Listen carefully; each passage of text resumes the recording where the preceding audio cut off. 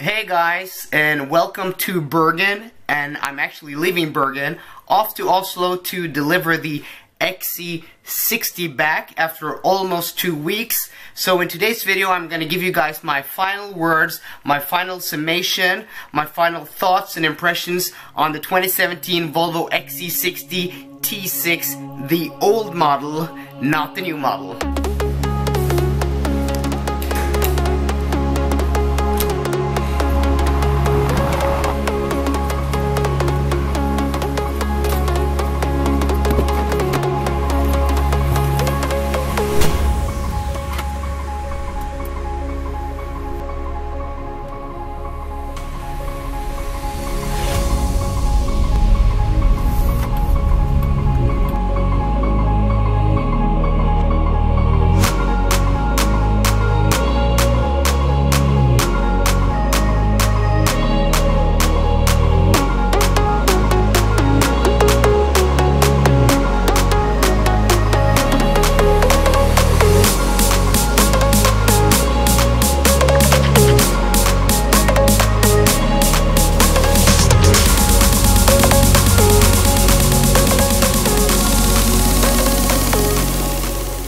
About an hour into the trip, an hour outside of Bergen onto the open road, and it's on these types of roads this XC60 really shines. It's one of the best long cruiser, one of the best road trip vehicles I've driven in recent years.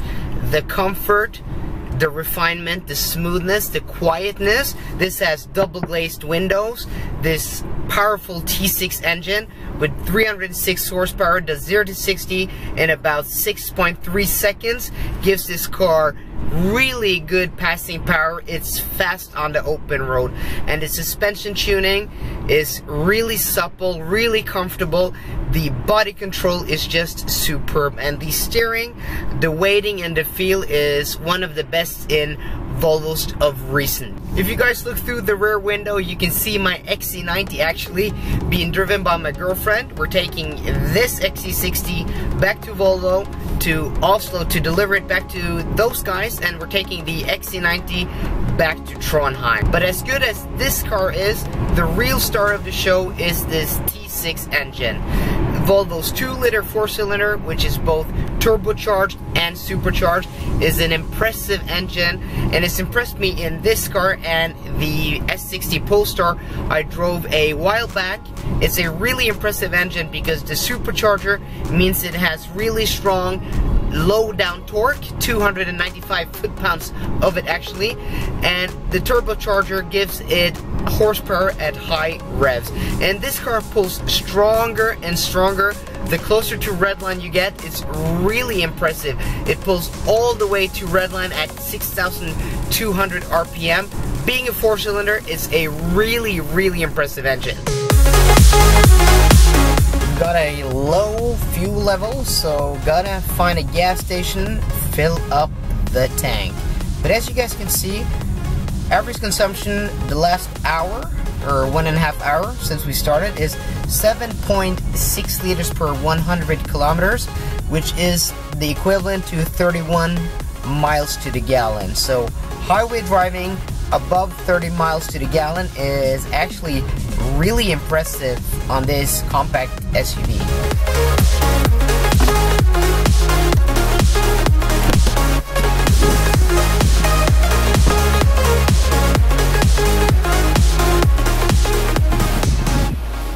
I always forget that this car, opposed to the XC90, has a release button for the fuel filler, which is really annoying. Well, that's just the way they built this car. But in modern Volvos, they don't have that. And also, fuel cap.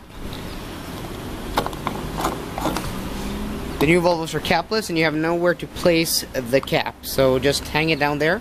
Good it's not diesel, because diesel does stain and spill a lot.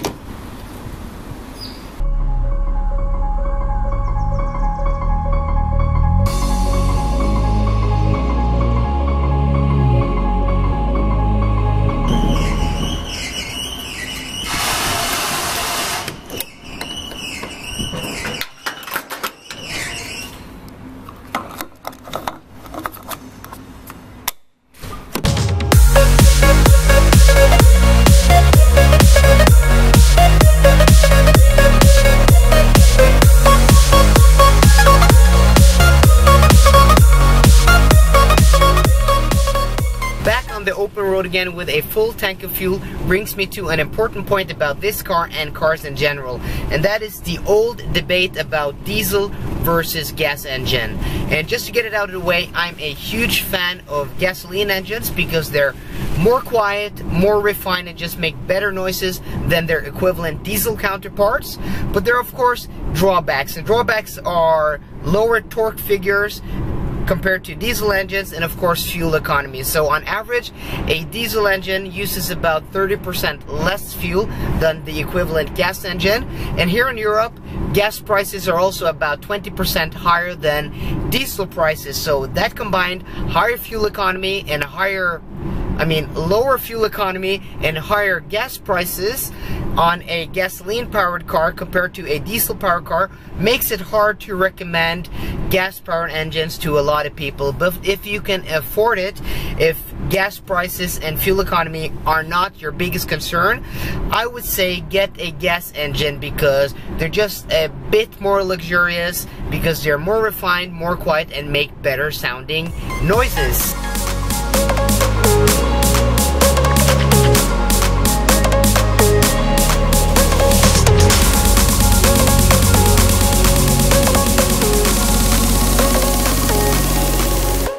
More than halfway to Oslo now, and a thing I have not spoken about this car in this video or earlier videos is that this car is equipped with 4C chassis control. So in this car, that means adaptive dampers on all four corners. On the XC90, that means air suspension on all four corners, and on the V90, S90, V90cc, that means air suspension on the rear axle. So that is one of the reasons why this car has such good handling, such good comfort, is because it's equipped with the adaptive dampers naturally. And if you're gonna get this car, I would highly recommend getting it because on twisty roads you can put it in advanced, which is the sportiest mode, and it stiffens up the ride. The body control becomes very tight. It doesn't lean or roll at all in corners, but you can also leave it in comfort, which makes the car still very competent. I leave it in comfort. I like comfort, but it retains the comfortable ride, the floaty, almost air suspension ride at times. So 4C chassis control, adaptive dampers is highly recommended if you guys are considering getting the XC60.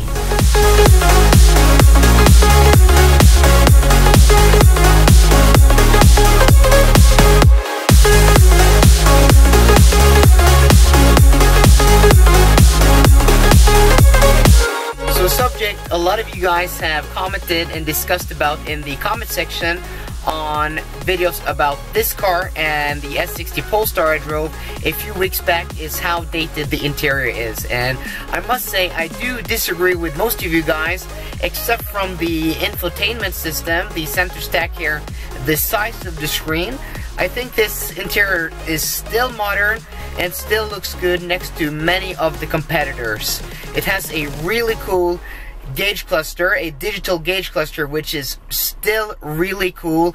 You can differ from themes and colors, and the multimedia system and the navigation system is fully functionable compared to a lot of new systems. Of course, none of these things are as good as the brand new Volvo Sensus infotainment system and the 12-inch TFT screen, but compared to a lot of other cars, it's more than good enough and it works perfectly fine. And a few things that I do prefer are some of the physical buttons like temperature control and things like that. I do prefer on this car compared to having them on an old touchscreen. So this car has some things that work better than on Sensus, but in general it's not as cool, not as modern, not as up to date, but it works perfectly fine for most people in my opinion.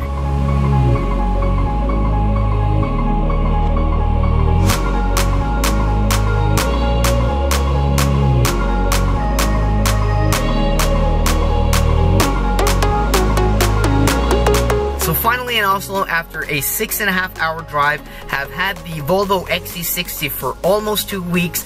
Gonna deliver it back. Have done almost 2,000 miles or 3,100 kilometers. And I must say, I really do like this car, even though it has some serious shortcomings, like an interior with very poor storage capacity, an infotainment system with a very small screen, and a very lousy turning radius. But it does have a lot of positives, like a stylish exterior, a high quality interior, an infotainment system that actually still works, though it's not the most modern, a cool digital gauge cluster, a brilliant Harman Kardon sound system, good handling, good ride, and good steering feel, especially this car with the 4C chassis control, which is adaptive suspension. So it has a lot of positives, and if you guys can live with a car that's not the newest, the most flashy, and with the newest tech, I would highly recommend going to your Volvo dealer and test drive this car, because now you can probably get very good deals on it, because the new XC60 is right around the corner. So skip the new XC60 if you don't need the best, the brightest of tech and the newest in styling. I still think this car looks very nice, very modern, and very classy, especially on these 20-inch wheels. And I do like this brown red paint, not sure what it's called, but I really do like this car because the driving experience is very good. So hope you guys enjoyed this video. If you did, please give it a thumbs up down below, and for more car content, please subscribe. See you guys later, and goodbye.